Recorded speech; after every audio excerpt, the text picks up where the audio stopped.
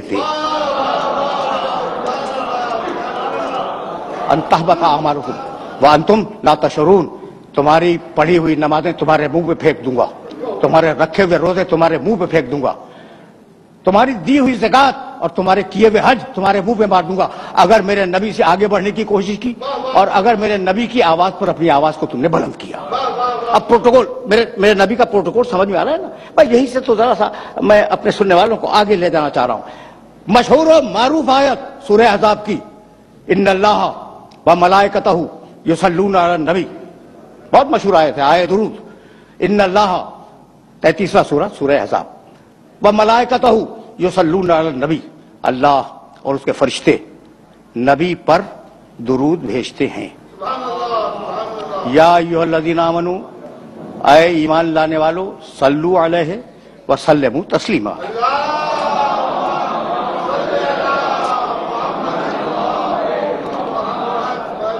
اے ایمان لانے والو، تم بھی اس پہ درود بھیجو اور اس کے آگے اپنے سر تسلیم کو خم کر دو۔ قرآن کا کوئی لفظ بے مصرف نہیں ہے۔ قرآن کے پاس وقت 23.5 سال کا، کام قیامت تک کا، تو جن لفظوں کو وہ منتخب کر لے اور جو لفظ اٹھا لے لغت سے، وہ ظاہر ہے کہ بڑے معنی دار ہوتے ہیں۔ یا بھائی ان اللہ و ملائکتہ یصلون علی النبی، نبی، رسول، محمد، عبد،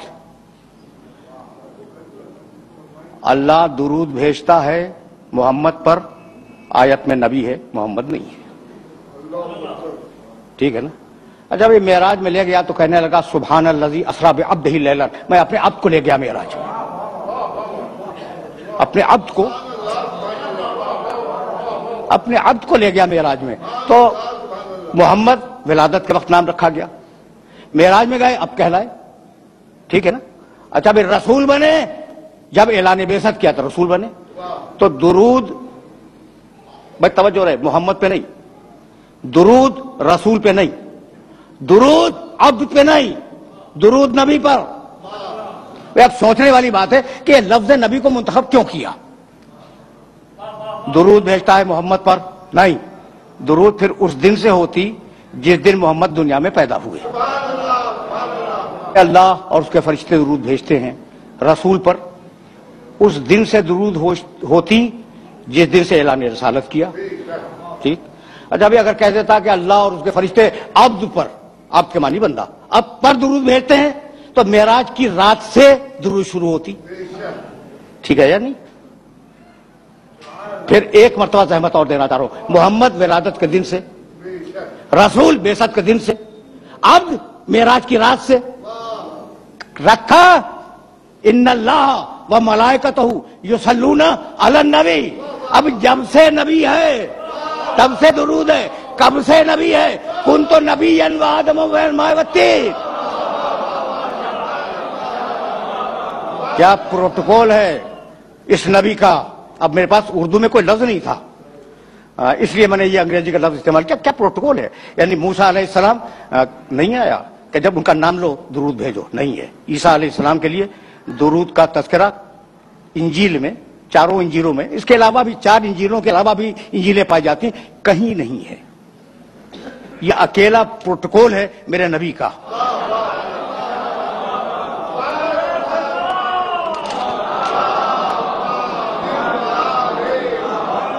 وذکر 19واں سورہ فی الکتاب مریم اذ انتبذت من اہلہا مکانا شرقیہ، حبیب اپنی کتاب میں مریم کا تذکرہ کرو۔ اب میں آیات نہیں پڑھوں گا۔ مریم اپنے رشتہ داروں سے ہٹ کر مشرقی علاقے میں چلی گئی، اور جب وہ مشرقی علاقے میں گئی تو اس نے پردہ کھینچ لیا اپنے اور رشتہ داروں کے درمیان۔ جب پردہ کھنچ گیا، ارسلنا الیہا روحنا، ٹکڑے پڑھ رہا ہوں آیات کے، فتمثل لہا بشرا سویا، ہم نے اپنے فرشتے کو بھیجا اور وہ فرشتہ انسانی پیکر میں مریم کے سامنے آیا۔ مریم گھبرا گئی، گھبرا کے کہنے لگی کہ میں اللہ کی پناہ چاہتی ہوں۔ یہ تو کہاں سے آ گیا؟ کہا مریم مت گھبراؤ، انما انا رسول ربک لأہب لک غلاما زکیہ۔ مریم مت گھبراؤ، میں کوئی انسان نہیں ہوں، बशरी पैकर में आया हूं, मैं तो तुम्हारे रब का रसूल हूं और तुम्हें खुशखबरी सुनाने आया हूं कि तुम्हें एक पाकीज़ा बच्चा अता होगा। बच्चा पैदा हुआ, तवज्जो रहे, इसलिए कि मैं बहुत दूर जाऊंगा और मेरे पास थोड़ा सा वक्त है, उसे बहुत कारामद करना चाह रहा हूं मैं। बच्चा पैदा हुआ, कुरान मेरे पास वक्त होता तो मैं सारी आयतें आपकी खिदमत में पेश करता। भाई बच्चा पैदा हो गया, जब बच्चा पैदा हो गया तो मरियम कमजोर थी, अभी बच्चे की पैदाइश हुई है। हुज्जी अलैक बेजीज़ी नखलत तो साकित अलैक रोतामन जनिया, मरियम तुम कमजोर हो ना, ये जो खजूर का दरख्त है जिसके नीचे तुम बैठी हुई हो, हिलाओ।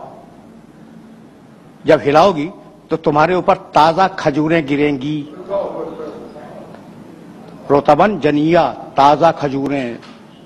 भाई तवज्जो रखना, ताजा खजूरें गिरेंगी। किस दिन गिरेंगी? 25 दिसंबर को ताजा खजूरें, जो खुरमों के पकने के दिन ही नहीं है। ताजा ताजा खजूरें गिरेंगी, उन्हें खाओ और अपनी ताकत को बहाल करो।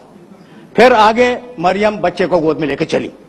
जब वो शहर नासरा के चौक पे बच्चे को गोद में लिए हुए आई तो पाकीज़ा मरियम, कुंवारी मरियम, ताहिरा मरियम, मुतहरा मरियम, वो बूढ़े यहूदी जो वहां बैठे हुए थे, उन्होंने कुंवारी मरियम की गोद में बच्चा देखा तो कहने लगे, या उख्त हारून मां काना अबू किमरा सौइन व मां कानत उम्मो के बगिया।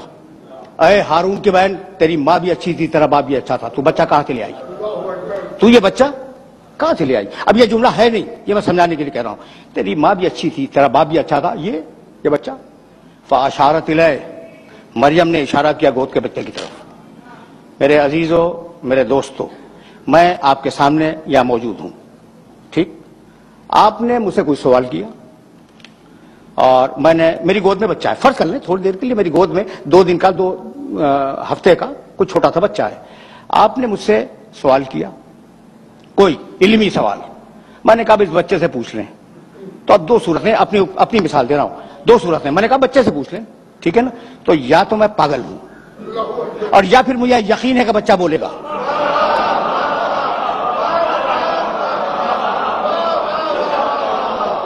सीधी बात करो, सीधी बात करो।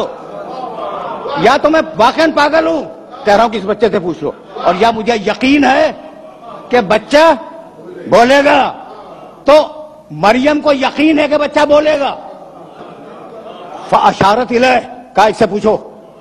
कालू कैफ़ नुकल्लिमु मन काना फिल महद सबिया। कहने लगे बूढ़े यहूदी कि ये क्या बोलेगा, गहवारे का बच्चा, गोद का बच्चा, इसे हम कैसे बात करें? अब ईसा गोद से बोले, काला इन्नी अब्दुल्लाह आतानी अल किताब व जअलनी नबिया। ईसा कहने लगे मैं अल्लाह का बंदा हूं। कभी फिर सही, कुरान है और बड़ी अजीब व गरीब किताब है, और मेरा ये मैसेज है न फकत सामने बैठे हुए मोहतरम सामीन से, बल्कि जहां जहां तक ये आवाज ना आए कि कुछ वक्त कुरान के मुताले को दिया करो। लेकिन यकीन करो, कसम खा के कह रहा हूं कि यह कुरान तुम्हारे बाप से ज्यादा शफीक और तुम्हारी मां से ज्यादा ममता वाली किताब है। कभी कभी इस मैसेज को अपने ज़हन के अंदर महफूज रखना और बात करना। कालू कैफ़ नुकल्लिमु मन काना फिल महद सबिया। काला इन्नी अब्दुल्लाह आतानी अल किताब व जअलनी नबिया। ईसा बोले गोद से मरियम की कि मैं अल्लाह का बंदा हूं, अल्लाह ने मुझे किताब दी है और अल्लाह ने मुझे नबी बनाया। कहां से बोले? गोद से। ईसा ऐलान कर रहे हैं मरियम की गोद से कि अल्लाह ने मुझे नबी बनाया है। फिर हजरत यहिया के लिए उसी कुरान ने आवाज दी, या यहिया खुज़िल किताब बिक़ुव्वतिन व आतैनाहुल हुक्म सबिया। अय यहिया, हम तुम्हें किताब दे रहे हैं, इस किताब को मजबूती के साथ थाम लो। व आतैनाहुल हुक्म सबिया, हमने बचपने में यहिया को नबूवत दे दी। परवरदिगार ईसा को बचपने में नबूवत देता है मरियम की गोद में, यहिया को बचपने में नबूवत देता है। ये जो कायनात का सबसे बड़ा नबी है, उसे 40 बरस तक इंतजार करवाया।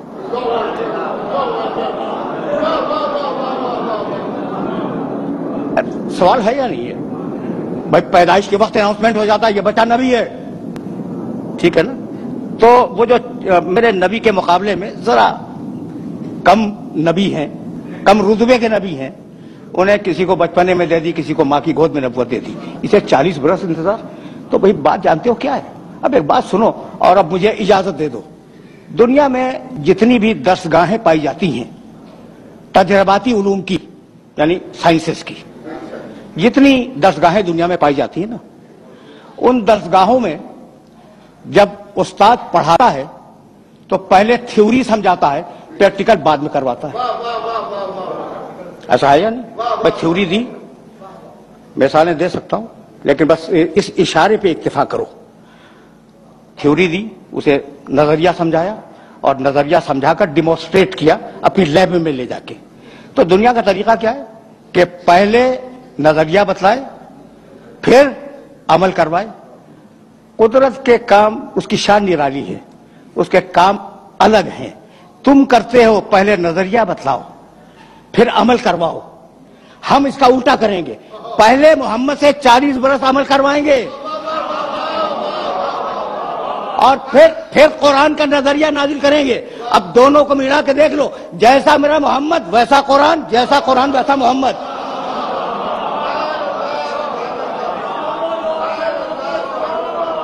یعنی میں کہنا یہ چاہ رہا ہوں کہ یہ دو الگ الگ چیزیں نہیں ہیں، لفظ ہیں سمجھانے کے لیے دو الگ الگ، قرآن اور محمد یہ دو الگ الگ لفظ ہیں، مفہوم ایک ہی ہے۔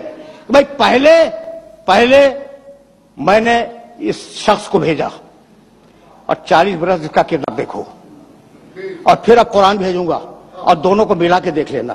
تو مطلب تو یہی ہوا کہ یہ دونوں علم الہی کا پرتو ہیں۔ جب علم الہی لفظوں میں ڈھلا قرآن کہلایا، اور جب نور کے پیکر میں ڈھلا محمد کہلایا۔ تو اگر قرآن بے عیب ہے تو میرا نبی بے عیب ہے۔ دیکھو بھائی، میں نے تو کہہ دیا میرا نبی ہے تو میں دعویٰ کروں گا کہ بے عیب ہے، ٹھیک ہے نا؟ کوئی ثبوت ہے؟ اگر ثبوت فلسفے منطق سے دینا شروع کروں تو بوجھل ہو جائے گا۔ بس ایک جملہ سنو، یہ جو عرب تھے نا، ان عربوں کے سامنے قرآن نے بتوں کی برائیاں اور ان کے نقائص بیان کیے۔ بھئی کیا ہیں یہ تمہارے بت؟ لولے، لنگڑے، اندھے، بہرے، کسی کے کام کے نہیں آ سکتے، تم اسے مدد کیا مانگ رہے ہو؟ یہ تو اپنے چہرے کی گرد بھی صاف نہیں کر سکتے۔ اچھا، اسی کی تشریح میرے نبی نے کی، بہت توجہ رہے، اور کہنے لگے میرا خدا بے عیب، میرا نبی میرا خدا بے عیب۔ تمہارے بت کیا ہے ان کے پاس؟ یہاں سے اٹھاؤ وہاں رکھ دو، وہاں سے اٹھاؤ وہاں رکھ دو۔ میرا خدا ان اللہ علی کل شیء قدیر، ہر شے پہ قادر ہے۔ یہ جاہل بھائی تو نہ دیکھ سکے، نہ سن سکے، نہ بول سکے، تمہارے بت۔ میرا خدا عالم بھی ہے، کلام بھی پیدا کرتا ہے، قادر بھی ہے، ہر شے، جس شے میں چاہے کلام پیدا کر دے۔ تو بتوں کی برائیاں کی قرآن نے، برائیوں سے مراد ان میں جو نقائص تھے وہ بیان کیے، ٹھیک، اور خدا کی تعریف کی۔ وہ عرب جو اس زمانے کا تھا وہ اپنی آن پہ مر جانے والا عرب تھا۔ ایک اونٹنی کا تھن کسی کے تیر نے چھید دیا، 40 برس لڑائی ہوتی رہی آن کے اوپر۔ تو کتنی آن والے عرب تھے اس معاشرے میں؟ قرآن کہہ رہا ہے، میرا نبی کہہ رہا ہے کہ تمہارے خدا ایسے، تمہارے خدا ایسے، تمہارے خدا ایسے، کہہ رہا ہے یا نہیں؟ قرآن اٹھا کے دیکھنا، میرے نبی کے بیانات جو بتوں کے سلسلے میں وہ اٹھا کے دیکھ لینا، اور میرا خدا بے عیب۔ بہت توجہ رہے، اس لیے کہ یہ وہ مرحلہ فکر ہے کہ اگر یہ بات واضح ہو گئی تو میری محنت آج کی سوارت ہے۔ اچھا بھائی، تو ناک پہ مر جانے والا عرب، گھمنڈی عرب کہتا نا کہ مسلمانوں کے رسول 100 عیب تم نے ہمارے خداؤں میں نکالے، لاؤ اپنے خدا کو۔ یہ میسج پہنچا؟ نہیں بھائی نہیں، بس یہی تو روکنا چاہ رہا ہوں میں، اور یہیں یہ گفتگو اپنے آخری مرحلوں سے ہمکنار ہو جائے گی۔ بھائی وہ عرب کہتے تو کہ تم نے ہمارے بتوں میں 100 عیب نکال دیے، لاؤ کم سے کم 10 تو ہم بھی نکال دیں گے، ورنہ ہمارا ارادہ تو یہ ہے کہ تم نے 100 عیب ہمارے بتوں میں نکالے ہیں، 400 عیب تمہارے خدا میں نکالیں گے۔ کسی نے چیلنج کیا؟ پڑھ کے بولتا ہوں خدا کی قسم، کسی عرب کا چیلنج موجود نہیں ہے کہ اپنے خدا کو لاؤ تو ہم اس میں عیب نکالیں گے. بھائی بتلانا یہ تھا کہ اتنا بے عیب رسول بھیجا ہے کہ پہلے اس میں عیب تلاش کرو، مجھ تک بعد میں آؤ گے.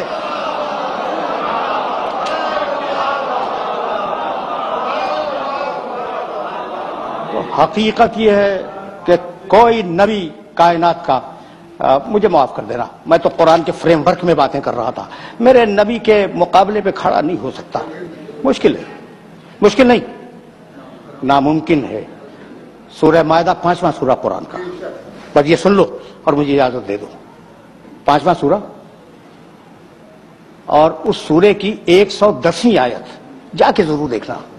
وَإِسْتَخْلُقُ مِنَ الطِّينِ كَهَيْئَةِ الطَّيْرِ بِإِذْنِي فَتَنفُخُ فِيهَا فَتَكُونُ طَيْرًا بِإِذْنِي وَإِذْ تُبْرِئُ الْأَكْمَحَ وَالْأَبْرَصَ بِإِذْنِي وَتُخْرِجُ الْمَوْتَى بِإِذْنِي. اس پڑھے لکھے مجمع میں اذن کا ترجمہ کرنے کی ضرورت نہیں ہے. اذن کے معنی اجازت. ٹھیک، ترجمہ کروں.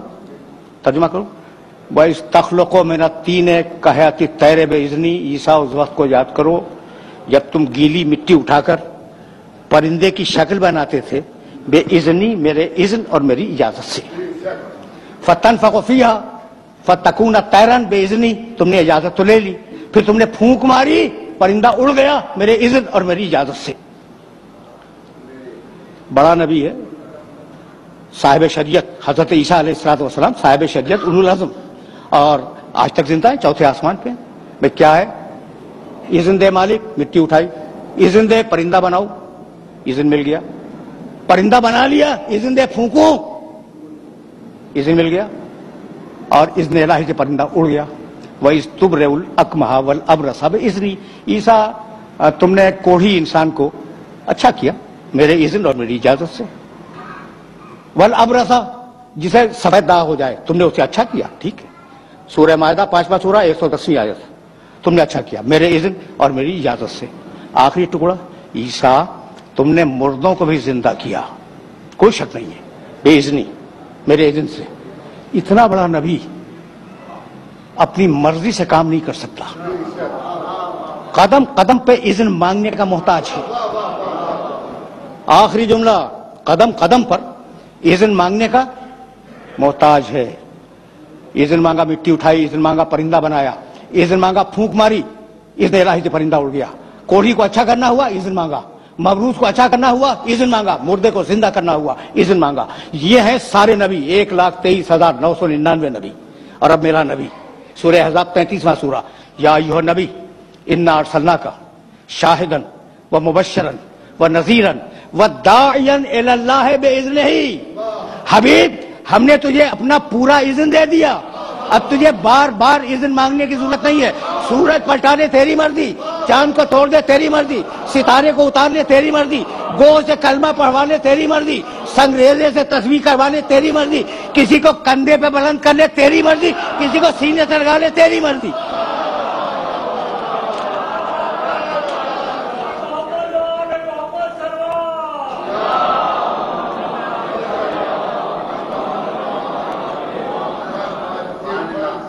وآخر دعوانا ان الحمد للہ رب العالمین. پروردگارہ اس عبادت کو قبول فرما، پروردگارہ ہمیں کامل ایمان فرما، پروردگارہ ملک کو مستحکم فرما اور ملت اسلامیہ کو متحد فرما. فسیعلم الذین ظلموا